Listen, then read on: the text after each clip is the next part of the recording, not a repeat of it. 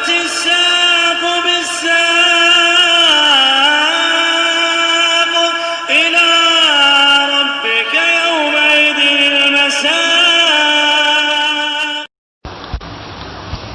الحمد لله رب العالمين والصلاة والسلام على رسوله الأمين وعلى آله وأصحابه ومن تبعهم بإحسان إلى يوم الدين. أما بعد.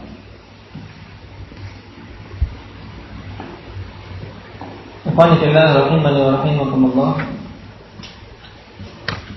Pada pertemuan yang lalu kita bahas sekilas tentang permasalahan ru'yah.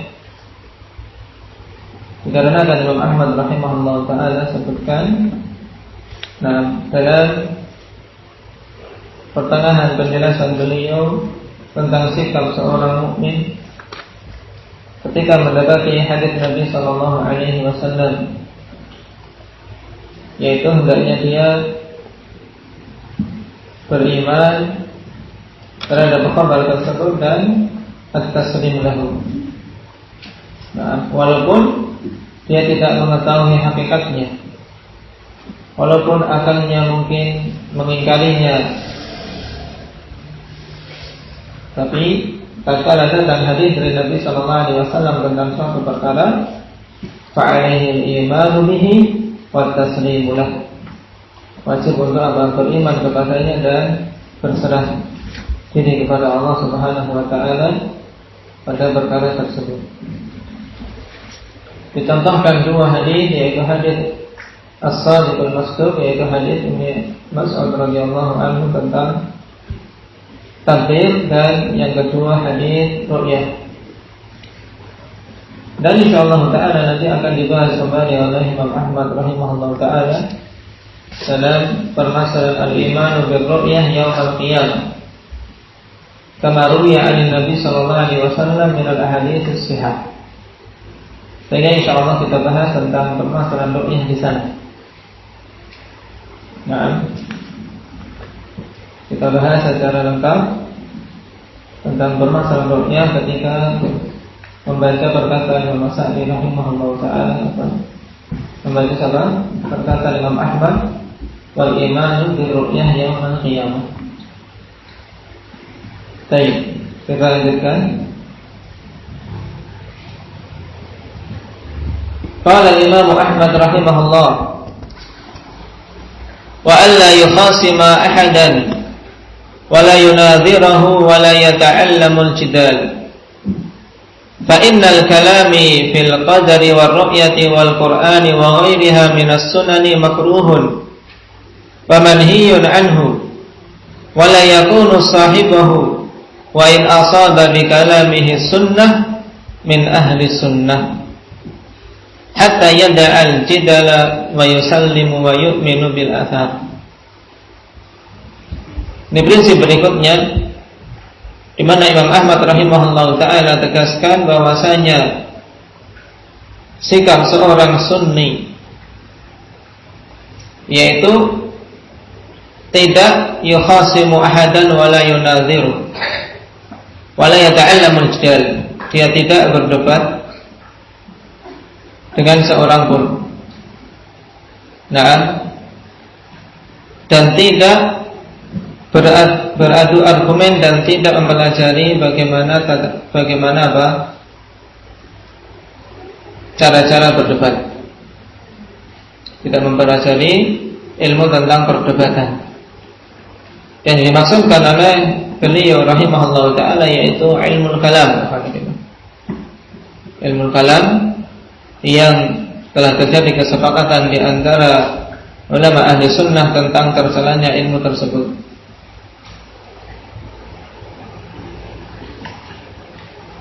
Makanya setelahnya beliau katakan, fa innal kalama fil qadari wa ru'yah wal qur'ani wa ghairiha minas sunan makruhun wa manhiyun anhu.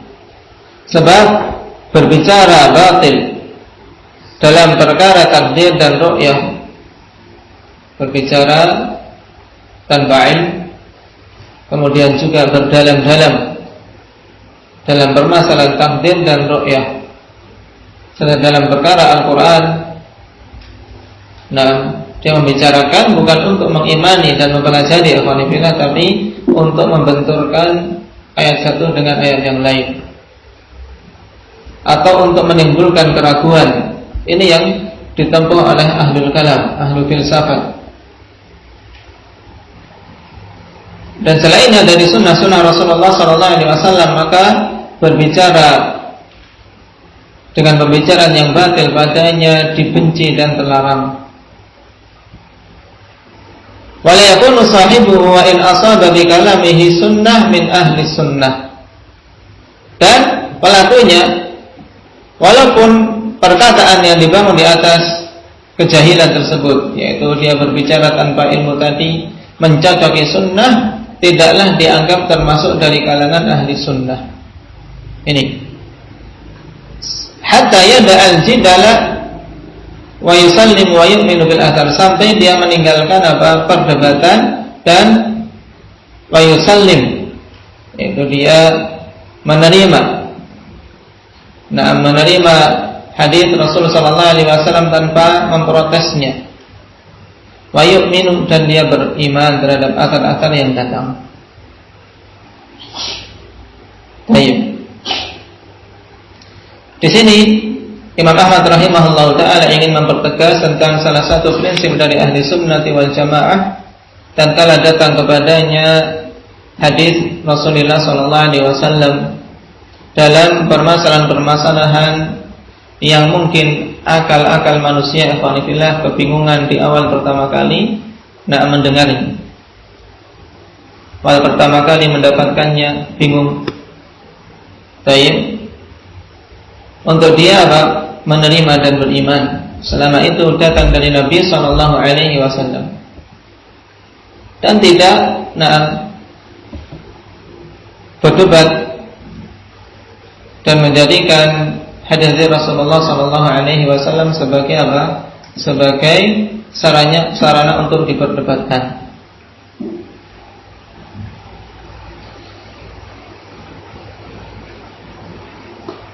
Kita baca syarah dari Imam atau Syekh An-Najmi rahimahullah ta'ala.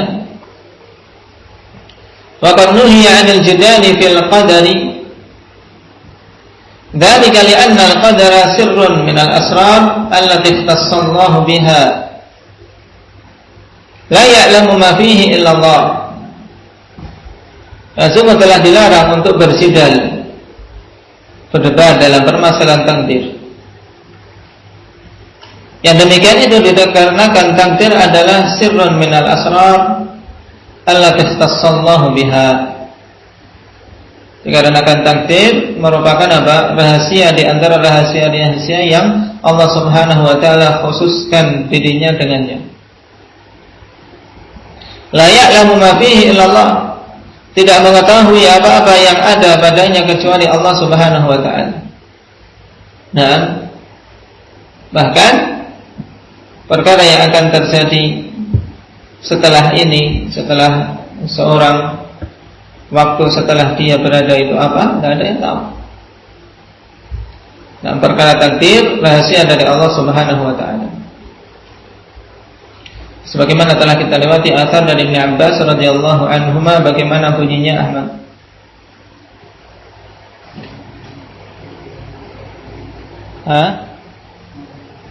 Ma ghala ahadun fil qadari illa kharaja minal iman. Baik, siapa yang gulu melampaui batas dalam permasalahan takdir, dan termasuk gulu ini, nah dia ingin berdalam-dalam dan bersidal tentangnya, maka hasil akhirnya dia akan keluar dari keimanan yang benar.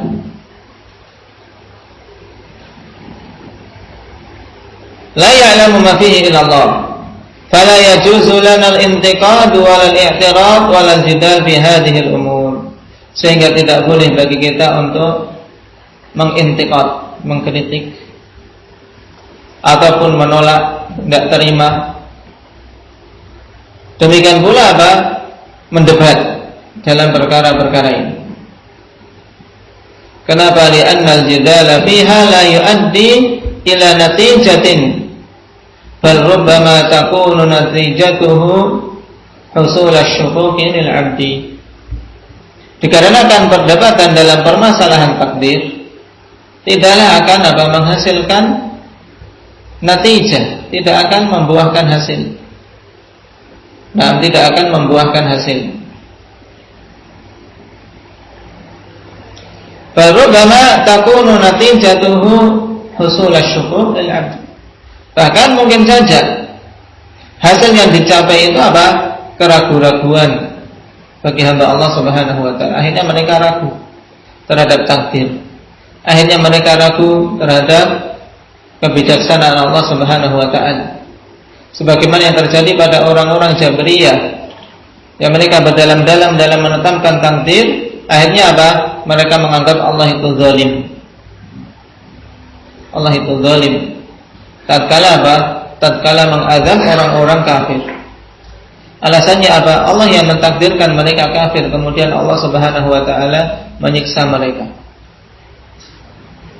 Sehingga muncul keyakinan waliyadu billah ini berarti Allah zalim, karena Allah yang menetapkan, kok Allah sendiri yang menyiksa. Ini kalau mau berdalam-dalam dalam permasalahan takdir, di antara natijahnya hasil yang didapat seperti ini. Hanya ragu dalam masalah-masalah apa? Iman. Dan fatal. Demikian pula sebaliknya, orang-orang Qadariyah dari Qadariyatun Nufah yang mereka menolak takdir, mereka juga asalnya karena berdalam-dalam dalam memikirkan takdir. Allah Subhanahu wa taala bagaimana mentakdirkan perkara-perkara yang buruk. Tidak mungkin Allah Subhanahu wa taala dinisbahkan kepadanya perkara-perkara yang buruk. Kemudian hamba ini memiliki keinginan, baik, Allah Subhanahu wa taala menghendaki dari hamba-hamba untuk mereka beribadah. Ternyata ada hamba yang kafir. Ini menunjukkan bahwasanya perbuatan hamba di luar takdir. Ini keyakinan Qadariyah. Muncul keyakinan-keyakinan sesat tadi. Kenapa? Karena berdalam-dalam dalam perkara takdir dan berdebat di dalamnya.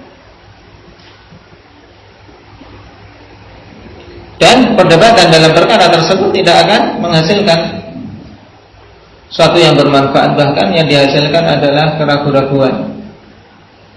Oleh karena itulah fayajibu an ta'lama anna al-wajiba 'alaika, fayajibu an ta'lama anna al-wajiba 'alaika ayyuhal 'abdu tarkul munadharati fil qadari wal mujadalati fihi. Maka wajib untuk engkau mengetahui bahwasanya perkara yang diwajibkan atasmu wahai hamba, yaitu meninggalkan munadharah di dalam perkara takdir dan meninggalkan jidal, berdebat di dalam perkara takdir.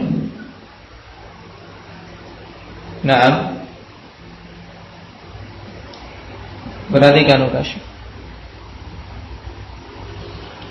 Dzalika limaslahatika fa innaka in sami'ta syubha allati yulqiha al-mubtadi'u rubbama dakhala ba'daha fi qalbik wastaqarra fihi fatusbihu syakkan ba'da an kunta mutayaqqinan wa ba'da an kunta mu'minan. Ini bahayanya berikutnya. Bahaya berikutnya disebutkan oleh Syekh rahimahullah ta'ala. Beliau katakan dilarangnya untuk seorang berjidal, berdebat dalam perkara ini demi kemaslahatanmu sendiri. Sebab engkau apabila mendengar syubhat-syubhat yang dilemparkan oleh ahli bidah, kemungkinan akan masuk sebagiannya di dalam hatimu. Mereka tidak berharap semua bisa masuk ke hatimu, tapi minimal ada yang masuk. Itu yang menjadi tujuan ahli bidah. Oleh karena itulah mereka sangat ingin untuk bisa berdebat dengan ahli sunnah. Baik. Kenapa? Karena mereka berharap minimal apa? Kalau seandainya yang diajak berdebat itu tidak terkena syubhat, mereka yang mendengar bisa terkena syubhat. Yang ikut hadir dalam acara perdebatan tadi. Makanya kalau kita melihat perdebatan yang ada, apalagi untuk level orang-orang Indonesia, mesti setelah itu masing-masing mengklaim semuanya menang. Baik, mengklaim semuanya menang. Baik, kenapa? Karena tidak ada hasilnya. Baik, tidak ada hasilnya, kebid'ahan tetap tetap memiliki suara di situ. Ahlul bidah tetap, bahkan dengan gaya retorika mereka yang lebih bagus, kemudian kemahiran dalam dalam mempengaruhi massa dan seterusnya, seakan-akan mereka lebih unggul dalam perdebatan tadi.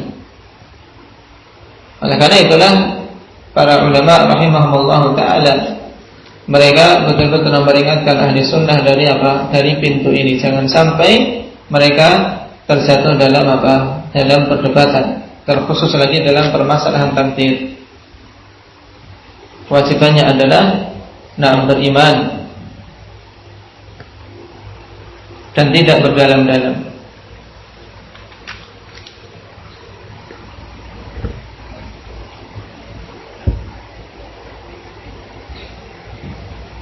Qala rahimahullah ta'ala, wastaqarra fi fatusbihu syakkan ba'da an kunta mutayaqqinan. Ya. Sehingga tatkala satu atau dua syubhat itu masuk, kemudian menetap di dalam hatimu, sehingga engkau menjadi orang yang ragu-ragu, menjadi ragu-ragu tentang Islam, atau ragu-ragu tentang kebijaksanaan Allah, atau ragu-ragu tentang manhaj salaf dan seterusnya. Setelah sebelumnya engkau adalah seorang yang yakin. Wa ba'da an kunta mu'minan, dan juga setelah sebelumnya engkau seorang yang beriman. Sebelumnya beriman, kemudian setelah berdebat menjadi ragu-ragu keimanannya. Padahal iman dituntun kokoh, tidak ada keraguan sedikit pun. Innamal mu'minuna alladzina amanu billahi wa rasulihi tsumma lam yartabu. Hanyalah orang-orang yang beriman kepada Allah dan Rasulnya, kemudian mereka itu tidak ragu. Jadi kalau ragu tidak dikatakan beriman.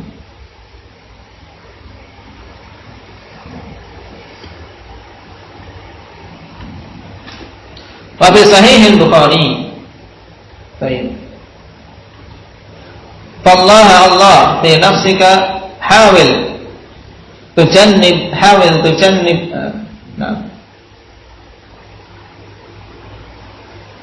Allah fi nafsika hawil tajannuba hadhihi al-umur lianna hadhihi mazalikun muhlikatun liman waqa'a fiha. Maka bertakwalah engkau kepada Allah, yakni ittaqillah atau raqibillah sama. Allah. Naam. Bertakwalah engkau kepada Allah. Naam. Hawil, usahakanlah, yaitu betul-betul usahakanlah untuk engkau menjauhi perkara-perkara ini. Berusaha betul-betul untuk menjauhi pintu-pintu perdebatan. Kenapa? Li'anna hadhihi mazaliku muhlikah. Dikarenakan perkara ini adalah mazalik, perkara yang menggelincirkan dan sifatnya muhlikah, yang menjadikan orang hancur. Baik, yang menggelincirkan dan membinasakan. Liman waqa'a fiha, bagi orang-orang yang terjatuh di dalamnya. Jangan sampai seseorang terlebih lagi talibul ilm yang mereka baru belajar, kemudian memandang dirinya sudah cukup ilmunya sehingga terjun dalam permasalahan jidal untuk mendebat ahlul bidah. Jadi semuanya ingin dia debat, seakan-akan dia jadi Syekhul Islam Ibnu Taimiyah. Nah, ini termasuk salah satu talbis iblis. Fi Sahih Al-Bukhari, dan di dalam Sahih Bukhari, anna Nabi sallallahu alaihi wasallam kharaja ala ashabihi wa hum yatajadaluna fil Qur'an. Wa ghadiba ghadaban shadidan hatta ka'annama faqa'a fi wajhihi hubbur ruman. Faqala bi hadza umirtum al-hadith. Dan dalam Sahih Bukhari bahwasanya Nabi sallallahu alaihi wasallam keluar bersama dengan para sahabat beliau. Bahwasanya Nabi sallallahu alaihi wasallam keluar menemui para sahabat beliau dalam keadaan mereka sedang berdebat tentang Al-Qur'an. Maka Nabi sallallahu alaihi wasallam kemudian marah dengan kemarahan yang sangat, sampai-sampai seakan-akan jatuh di muka beliau biji satu buah delima, yaitu merah. Yani wajah beliau memerah menunjukkan kemarahan yang sangat. Kemudian beliau mengatakan, abi hadza umirtum, apakah dengan perkara ini kalian itu diperintahkan, yaitu memperdebatkan ayat yang satu dengan ayat yang lain. Ini peringatan keras dari Nabi SAW bahwasanya sikap seorang muslim bukan demikian dalam menghadapi ayat-ayat dan juga dalam mensikapi hadis-hadis Rasulullah SAW. Dan Rasulullah SAW juga telah menegaskan bahwasanya sebab banyak tergelincirnya manusia ke dalam kesesatan setelah mereka mendapatkan petunjuk, diantaranya karena suka jidal. Dalam hadis Abi Umamah, dan ini hadis yang penting alhamdulillah untuk dihafal, tentang celaan dari jidal. An Abi Umamah radhiyallahu anhu qala Rasulullah sallallahu alaihi wasallam, ma dhalla qaumun ba'da huda kanu alaihi ila utul jadalah. ثم قرأ ما ضربوه لك إلا جدلا بل هم قوم خصمون. Tidaklah suatu kaum itu tersesat setelah mereka mendapatkan hidayah. Tidaklah suatu kaum itu tersesat setelah hidayah yang mereka dulunya berada di atasnya, illa utul jadal,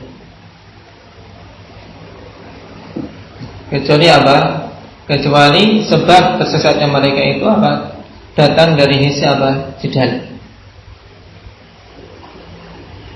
Dikarenakan mereka diberi kemampuan dari sisi jidal sehingga terpesona dengan dirinya sendiri.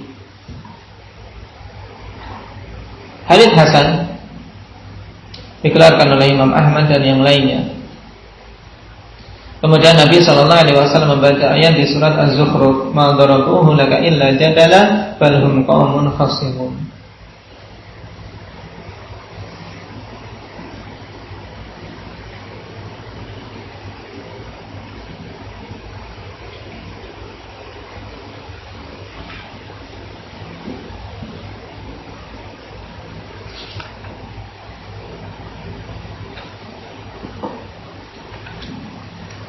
Dan diriwayatkan dari Muslim bin Yasar bahwasanya beliau mengatakan, iyyakum wal mirah fa innaha sa'atu jahlil 'alim wa biha yartaqi syaitanu zallatah. Nah, di sini jadi syaitan betul-betul menanti-nanti akanifillah tatkala seorang alim jidal menanti-nanti dia tergelincir. Dan ketergelincirnya seorang dalam jidal dari banyak pintu. Yang pertama mungkin dari sisi ilmunya. Nah, tatkala dia sudah masuk dalam ego pribadinya dalam berdebat, tidak ingin mengakui kalau dia tahu, atau dari sisi emosi. Orang berdebat ya kadang emosi dari sisi-sisi yang banyak, sehingga apa? Syaitan sangat berharap dia tergelincir.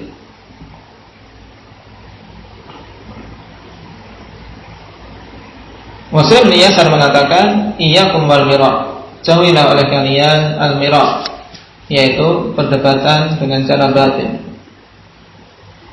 Sebab perdebatan itu adalah waktu kejahilan seorang alim, dan dengannya syaitan betul-betul berharap ketergelincirannya. Makanya telah kita lewati asal dari Ibnu Abbas, demikian pula asal dari Abu Kilabah diingat kembali, di mana mereka mengatakan la tujalisu ahlal ahwa wa la tujadiluhum fa inna mujalasatuhum mamridatun lil qulub. Demikian pula Abu Kilabah wa la tujadiluhum fa inni la amanu an yumisukum fid dalalah aw yulabbisu alaikum fid dini ba'da ma lubisa alaihim. Ini juga akan diingat kembali ya para ulama, akan dari Abu Kilabah. La tujalisu ahlal ahwa, jangan kalian duduk-duduk dengan ahli ahwa, wa la tujadiluhum, jangan kalian berjidal dengan mereka. Fa inni la amanu an yumisukum fid dalalah, karena sesungguhnya aku tidak merasa aman mereka menjerumuskan kalian ke dalam kesesatan.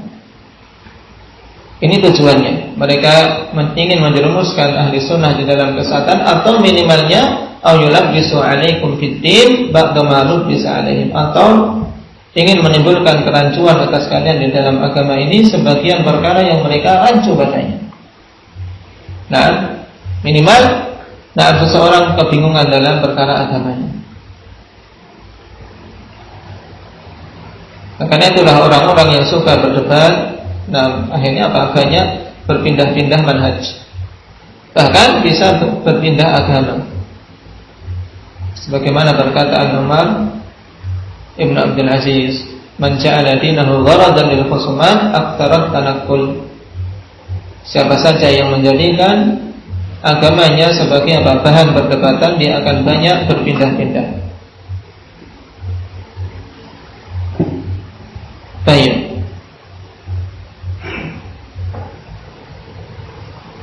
Sehingga seorang yang memiliki sifat wara', dia akan sangat menjauhi perkara ini. Akan menjauhi perkara ini. Sampai-sampai dikatakan oleh Abdul Karim Al-Jazari, ma khasama wari'un qattu fid-din. Seorang yang memiliki sifat wara' tidak akan berdebat di dalam agama sedikit pun. Maka lihat orang sebesar Ayyub As-Sakhtiyani. Tatkala datang seorang dari kalangan ahli ahwa mengatakan, ya Abu Bakar, as'aluka an kalimah. Wahai Abu Bakar, kunyah dari Ayyub As-Sakhtiyani. Wahai Abu Bakar, aku bertanya kepadamu tentang satu kalimat saja. Fawalla Ayyub wa ja'ala yushiru bi isba'ihi wala nisfa kalimah wala nisfa kalimah.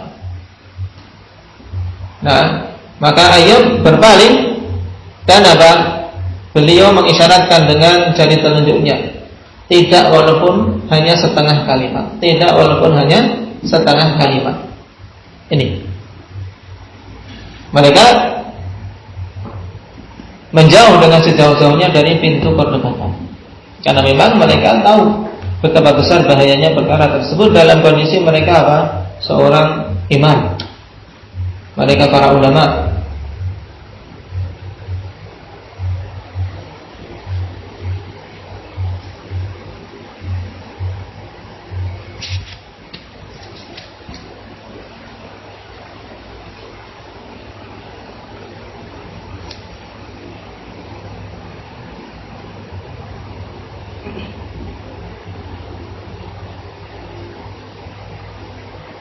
Karena itulah setelah menyebutkan banyak akar ikhwanifillah dalam syariah, Imam Al-Juri rahimahullah ta'ala tegaskan di akhirnya, man kana lahu ilmun wa aqlun famayyaza jami'a ma taqaddam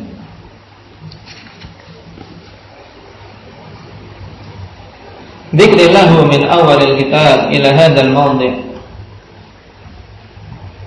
alima annahu muhtajun ila al-amali fihi fa in arada Allah bihi khairan lazima sunnata Rasulillah sallallahu alaihi wasallam wa ma kana alaihi sahabah radhiyallahu anhum wa man tabi'ahum bi ihsanin min a'immatil muslimin fi kulli asrin wa ta'allama al-ilma li nafsihi liyantafiya anhu al-jahdu.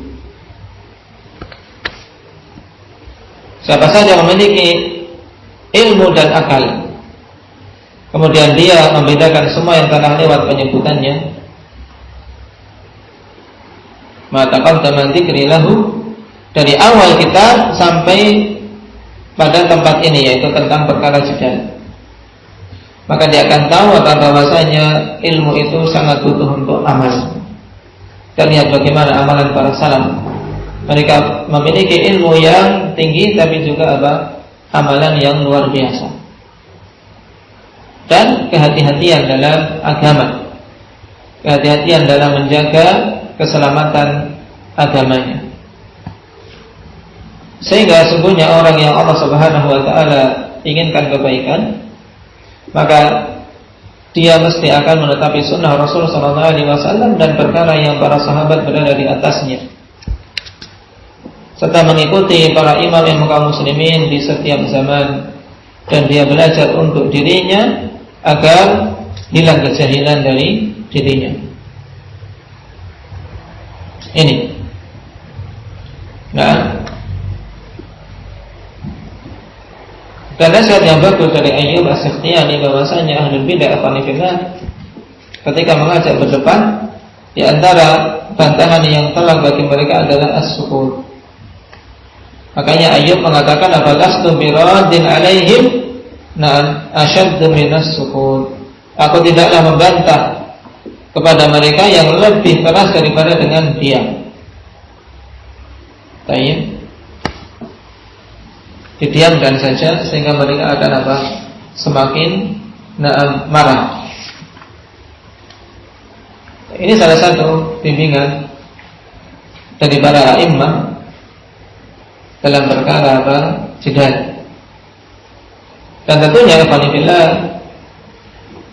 di sana juga ada sisi yang lain, tatkala memang betul-betul dibutuhkan untuk mendebat ahlul batil, dan dikarenakan masalah yang besar tatkala mereka dijelaskan kebatilan-kebatilannya, tentunya oleh orang-orang yang memang betul-betul memiliki ilmu, dan kemungkinan terfitnah itu sangat kecil, dalam artian melihat masalah lebih besar padanya, dan kalau didiamkan saja maka kemadaratan lebih besar, sebagaimana yang dilakukan oleh Imam Ahmad rahimahullah. Seandainya saat itu beliau diam dikarenakan kebatilan begitu meluas, tentunya semakin bermadarat bagi umat. Makanya ketika beliau diminta untuk munadharah, ya beliau sambut. Sehingga dengannya tegak al-haq. Tapi kalau dalam kondisi ahlul bidah, mereka kondisi lemah, biasanya mereka memancing-mancing untuk minta munadharah, sehingga semakin melariskan bid'ah-bid'ah mereka. Nah, ini semuanya kembali pada timbangan maslahah yang tentunya butuh meminta bimbingan para ulama di dalamnya. Nasallallahu at-taufiq was-sadad wa nasallallahu al-afiyata was-salam. Beberapa akar tadi alhamdulillah untuk catatan dari kitab syariah ini, dan untuk dihafal, bagus untuk dicantumkan di dalam kitab sebagai tambahan. Barakallahu fiikum, naktafi bihadza, subhanallahi.